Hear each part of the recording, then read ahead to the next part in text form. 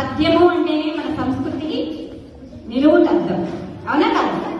So నాకంత రాగయుక్తంగా రాదు, నేను పాడలేను అనుకున్న వాడు ఏం చేయాలి?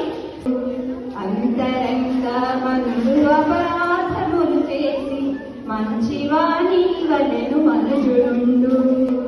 అంతరంగ మందు అపరాధములు చేసి మంచివాణి వలెను మనుజుండు. ఇతరులెరుగాకున్న ఈశ్వరుడెరుగడా, ఇతరులెరుగాకున్న ఈశ్వరుడెరుగడా.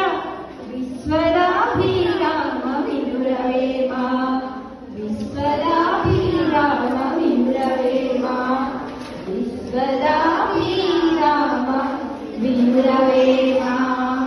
సింపుల్, అదే కదా? పడచలేదా? సో ఇలా మీరు ఏం తీసుకున్నా సరే, కథక పద్యాలు తీసుకున్నా సరే, పురాణాలలోంచి తీసుకున్నా సరే, చక్కగా రాగయుక్తంగా పాడితే ఎదుటి వాళ్ళకి వినాలి అనిపిస్తుంది, అవునా కదా? మనం ఫీల్ అయితేనే, అర్థం చేసుకుంటేనే మనం పాడగలుగుతాం. అమ్మ జోల పాట పాడుతుందా?